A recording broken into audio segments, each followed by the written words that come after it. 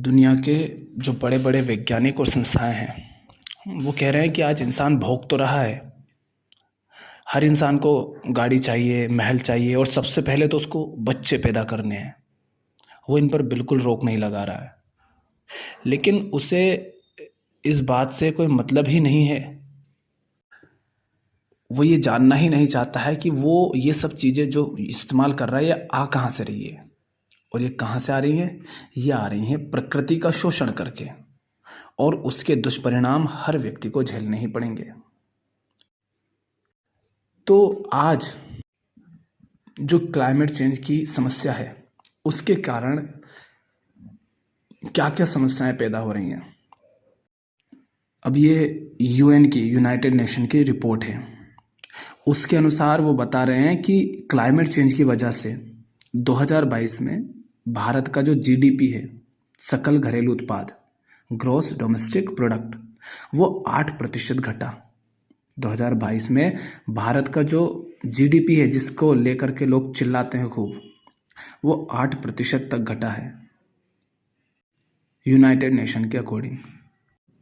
और United nation की report ही ये बताती है कि अगले कुछ दशकों में, है ना, अगले कुछ दशकों में भारत का जीडीपी 35% तक घट सकता है, 35% तक। अब भारत का जीडीपी कितना होता है वो देख लो, और उसका देख लो कि 35% कितना है। उतना उत्पादन भारत में कम हो जाएगा, उतना प्रोडक्शन कम हो जाएगा। क्योंकि जीडीपी होता क्या है? जीडीपी माने एक देश के अंदर एक वर्ष में टोटल कितना उत्पादन हुआ, अंतिम प्रोडक्ट, फाइनल प्रोडक्ट्स का, है ना, फाइनल गुड्स। इसका वो एक फॉर्मूला है, consumption plus investment plus government expenses plus export minus import. तो ये जीडीपी क्यों घटी है और क्यों घटेगी आगे जाकर और भी, इसका जिम्मेदार है क्लाइमेट चेंज। और क्लाइमेट चेंज के लिए जिम्मेदार कौन है? क्लाइमेट चेंज के लिए जिम्मेदार है हमारी बढ़ती हुई जनसंख्या, हमारा बढ़ता हुआ भोगवाद, जंगलों की कटाई जो हम कर रहे हैं, प्रकृति का इतना शोषण जो हम कर रहे हैं, ये गर्मी को इतना अधिक जो हम बढ़ा रहे हैं, ज़्यादा संतानें पैदा कर करके। क्योंकि आपके पास एक ही पृथ्वी, आप लाओगे कहाँ से और संसाधन? आपको इसी पृथ्वी को बर्बाद करना पड़ेगा। आप पैदा तो कर रहे हो बच्चे को, लेकिन पेट से बच्चे को पैदा कर दिया। बच्चे के लिए घर आपने पेट से पैदा नहीं करा, बच्चे के लिए गाड़ी घोड़ा मकान सड़कें पानी खाना भोजन कुछ पैदा नहीं करा। तो ये सब कहाँ से आएंगे? ये प्रकृति का शोषण करके आएंगे। तो उससे होगा क्लाइमेट चेंज। इसलिए कहा जा रहा है कि भैया कंडम का यूज कर लो। यानी अगर तुम्हें सुख ही भोगना है तो बच्चे पैदा मत करो, प्रोडक्शन यूज कर लो। जबरदस्ती क्यों उन बच्चों को इस संसार में, इस नरक में डाल रहे हो? और ये भारत सरकार का ही आंकड़ा है। भारत सरकार कह रही है कि वर्ष 2022 में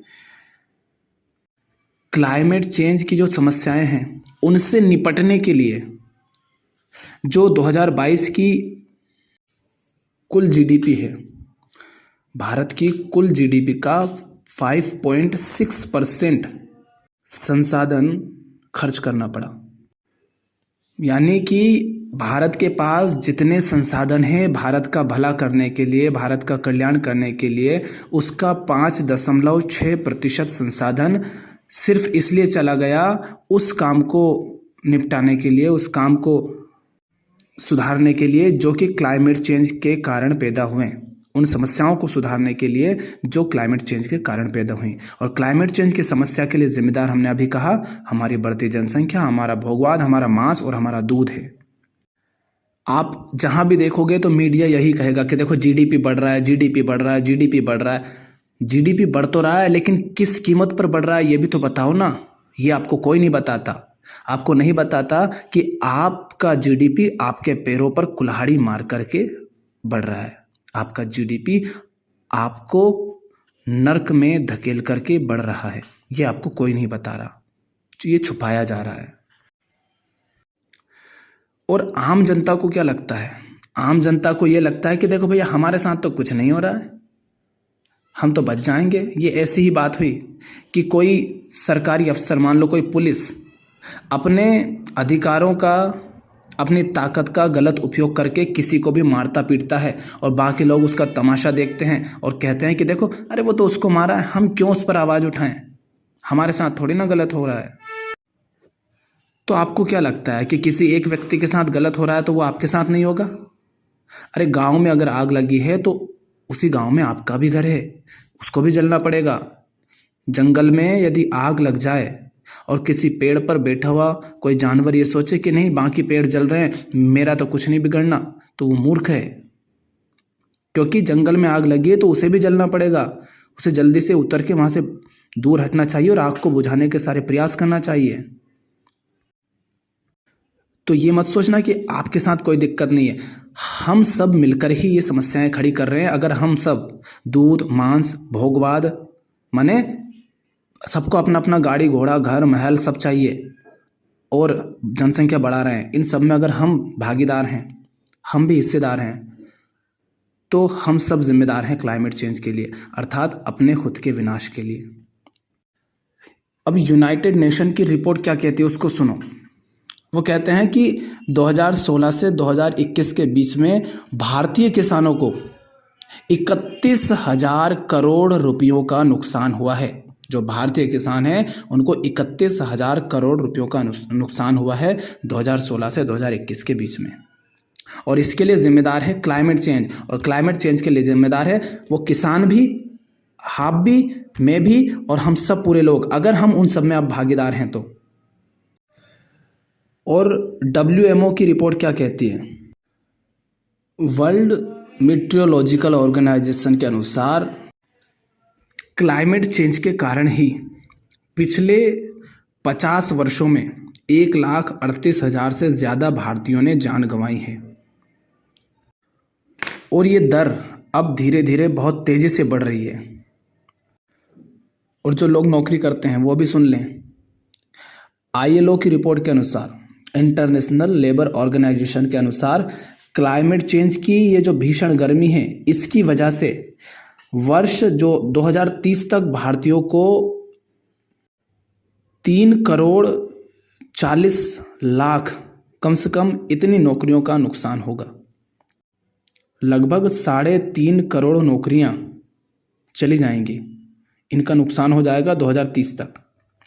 कारण रहेगा इसका क्लाइमेट चेंज। और क्लाइमेट चेंज का कारण कौन है? आप, हम सब, हमारी मूर्खतापूर्ण जीवन शैली, जिसमें हम भोगवादी हो गए हैं, मांसाहारी हो गए हैं, दूध की हमें लत लगी हुई है और बच्चे पैदा करने से हमें फुर्सत नहीं है। फिर इसके लिए किसी ईश्वर को, परमात्मा को कोसने की कोई आवश्यकता नहीं है कि तू हमारे साथ क्या कर रहा है। ये सब हमारी मूर्खता का परिणाम है। और WHO की रिपोर्ट कहती है, वर्ल्ड हेल्थ ऑर्गेनाइजेशन की रिपोर्ट कहती है कि क्लाइमेट चेंज और वायु प्रदूषण के कारण ये जो उत्तर भारतीय लोग हैं ना, एक आम उत्तर भारतीय लोगों की आयु जो है 8 साल तक घट गई है। आपकी उम्र भी कम हो रही है क्योंकि आपने प्रकृति को, वातावरण को इतना दूषित कर दिया है। वायु दूषित कर दी है, जल दूषित कर दिया है, फल सब्जियां अनाज दूषित कर दिए हैं। और ये दूषित हुए हैं क्योंकि हमारी जनसंख्या बहुत बढ़ रही है, हमको भोगना बहुत कुछ है, हमें जंगलों को काटना है, हमें वनस्पतियों को, प्रजातियों को नष्ट करना है, इसलिए ये सब हो रहा है। इतनी तेजी से गर्मी बढ़ रही है। तो वो यही बता रहे हैं कि क्लाइमेट चेंज और वायु प्रदूषण के कारण एक आम उत्तर भारतीय की आयु 8 साल तक घट रही है। और सिर्फ वायु प्रदूषण के कारण ही कितनी मौतें होती है भारत में, क्या आपको इसका पता है?